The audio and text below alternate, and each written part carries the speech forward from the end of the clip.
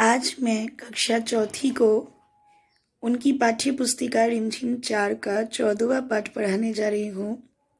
पाठ 14 जिसका शीर्षक है मुफ्त ही मुफ्त। बच्चों, ये कोई हिंदी कहानी नहीं बल्कि एक गुजराती लोक कथा है, यानी फोक टेल्स। गुजराती लोगों द्वारा कथित एक कहानी है जिसकी लेखिका का नाम है ममता पांड्या और बाद में इसका हिंदी अनुवाद किया संध्या राव ने। तो चलिए आइए हम लोग इस कहानी को अच्छी तरह से पढ़कर समझते हैं। भीखू भाई नाम के जो चरित्र हैं यही इस कहानी के मुख्य पात्र हैं और उनकी पत्नी का नाम है लाभूबेन। गुजराती भाषा में किसी पुरुष को सम्मान देने के लिए उनके सामने उनके नाम के बाद में भाई लगाया जाता है और महिला के लिए बेन यानी बहन का अभिवादन किया जाता है। तो आइए कहानी को पढ़ते हैं। एक दिन भीखू भाई का मन नारियल खाने का हुआ। ताज़ा मुलायम कसा हुआ यानी जिसको पूरी तरह से ग्रेट किया हुआ है नारियल, और शक्कर के साथ खाने का मन किया। शक्कर यानी चीनी। उसके बारे में सोचते ही भीखू भाई ने अपने होठों को चटकारा। आहा, वाह क्या मीठा मीठा सा स्वाद होगा। लेकिन एक छोटी सी समस्या थी। घर में तो एक भी नारियल नहीं था। ओहो, अब मुझे बाजार जाना पड़ेगा, उन्होंने अपनी पत्नी लाभूबेन से कहा। लाभूबेन अपने कंधे उचकाकर बोली, खाना है तो जाना है। कंधे उचकाकर बोलना मतलब इस तरह से। एक समस्या और थी, यानी पहली समस्या कि भीखू भाई के घर में नारियल नहीं था और दूसरी समस्या ये कि पैसे खर्च करने पड़ेंगे। इसी कारण भीखू भाई बहुत चिंतित थे क्योंकि वो बहुत ही कंजूस थे। भीखू भाई ने कहा, पैसे खर्च करने पड़ेंगे। लाभूबेन बोली, हाँ पैसे तो खर्च करने पड़ेंगे। अब तक तो तुम्हें पता लग गया होगा कि भीखू भाई जरा कंजूस थे। वे सीधे खेत में एकदम बूढ़े बरगद के पेड़ के नीचे जाकर बैठ गए। अब ये पेड़ बूढ़ा है, ये कैसे पता चलेगा कि ये पेड़ काफी सदियों से यहीं पर इसका अस्तित्व है। ये बहुत पुराना पेड़ है, इसीलिए इसको बूढ़ा कहा गया है। तो भीखू भाई पेड़ के नीचे जा बैठे और सोचने लगे, मैं क्या करूं। ठीक है, मगर नारियल खाने के लिए जी ऐसा ललचा रहा था उनका कि वे जल्दी घर वापस लौट गए और अपनी पत्नी लाभूबेन से बोले, अच्छा मैं जरा बाजार तक हो आता हूँ, पता तो चले कि नारियल आजकल कितने में बिक रहे हैं। यानी उनको नारियल के भाव नहीं मालूम थे। वो जूते पहनकर छड़ी उठाकर एकदम बाजार के लिए निकल पड़े। बाजार में लोग अपने अपने कामों में लगे हुए थे। भीखू भाई ने इधर कुछ देखा, उधर कुछ उठाया, मोल भाव किया, दाम वाम पूछा। देखते हुए पूछते हुए वे धीरे धीरे नारियल वाले के पास पहुंच गए। ए नारियल वाले, नारियल कितने में दोगे? भीखू भाई ने पूछा। शायद गुजराती भाषा में ही पूछा होगा, यहाँ पर तो हिंदी अनुवाद है इसलिए हिंदी में दिया गया है। नारियल वाले ने कहा, बस 2 रुपये। 2 रुपये का काका। काका यानी अंकल, हम जैसे चाचा या काका बुलाते हैं। बस 2 रुपये? भीखू भाई तो एकदम आंखें फैलाकर बोल रहे थे, बहुत ज्यादा हैं, 1 रुपये में दे दो। नारियल वाले ने कहा, ना जी ना, 2 रुपये सही दाम, ले लो या छोड़ दो। ठीक है, भीखू भाई बड़बड़ाए। अच्छा तो बताओ 1 रुपये में मुझे नारियल कहाँ मिलेगी?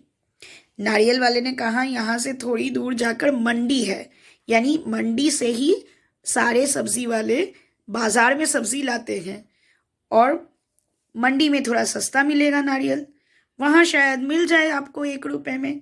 सो भीखू भाई मंडी की तरफ चल पड़े।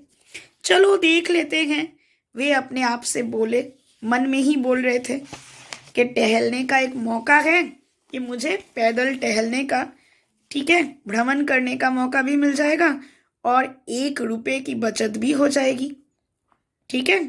खुशी से घुरघुराते भीखू भाई ने छड़ी को जमीन पर थपथपाया।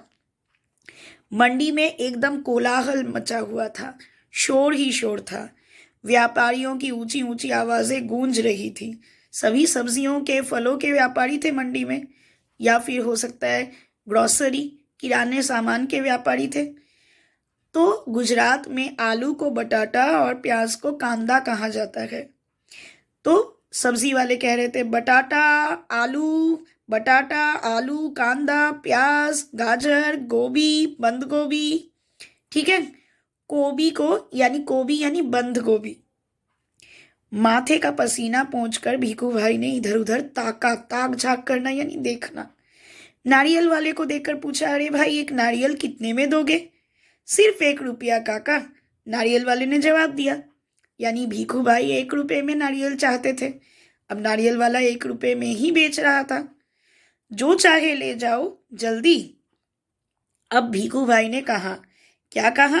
शू छे भाई, यानी ये क्या भाई, मैं इतनी दूर से आया हूं और तुम पूरा 1 रुपए मांग रहे हो? 50 पैसे काफी हैं। मैं इस नारियल को लेता हूं और तुम ये लो पकड़ो 50 पैसे। ये उस समय की बात है बच्चों, जब 1 रुपया 50 पैसे 2 रुपए काफी ज्यादा मायने रखते थे। ठीक है। 1 रुपए का मतलब होता था 10 रुपए के बराबर, 10 क्या 20 रुपए के बराबर। तो बहुत सालों पुरानी बात है ये। नारियल वाले ने झट भीखू भाई के हाथ से नारियल को एकदम छीन लिया और बोला, माफ करो काका, 1 रुपया या फिर कुछ नहीं। यानी या तो आप 1 रुपए के ही नारियल लो या फिर मैं आपको नारियल नहीं बेच सकता।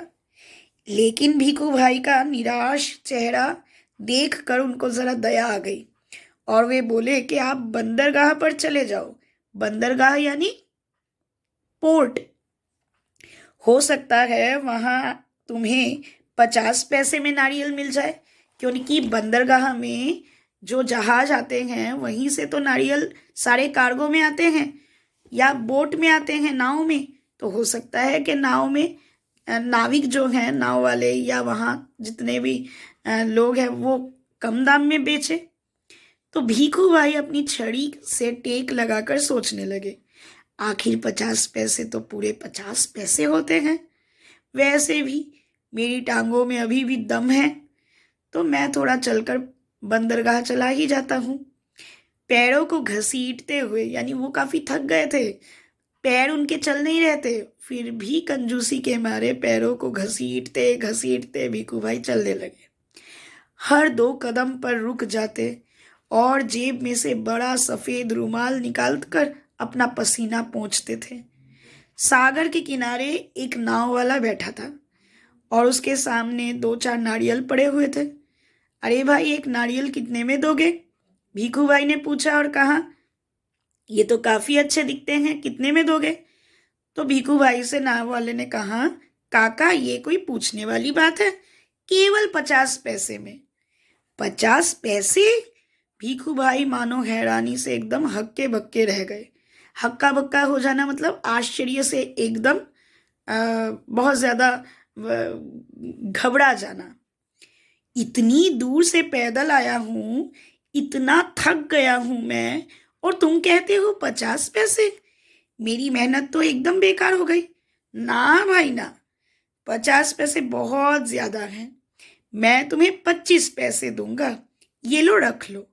ऐसा कहते हुए भीखू भाई झुककर नारियल उठाने ही वाले थे कि नाव वाले ने कहा, एकदम नीचे रख दो, मेरे साथ कोई सौदा वौदा नहीं चलेगा, यानी नो बार्गेनिंग, नो नेगोशिएशन।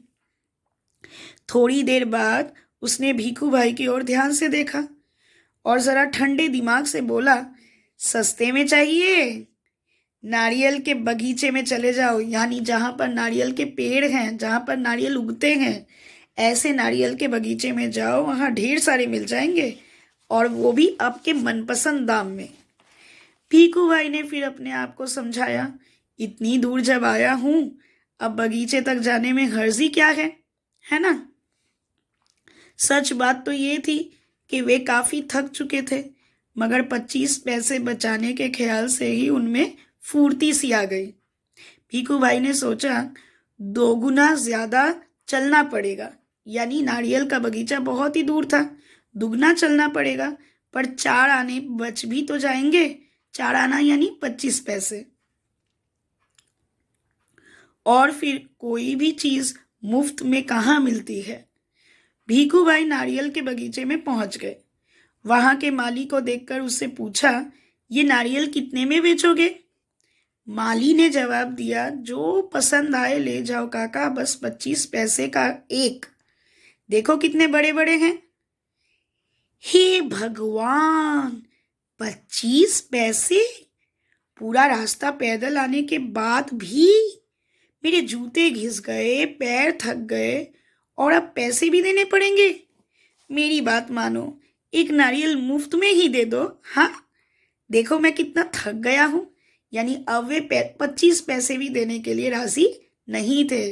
वो चाहते थे कि नारियल वाला उन्हें मुफ्त में ही नारियल दे दे।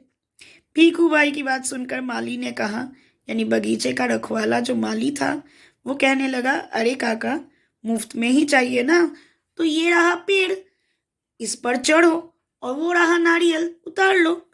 पेड़ पर चढ़ जाओ, जितने चाहे तोड़ लो, वहां नारियल की कोई कमी नहीं है।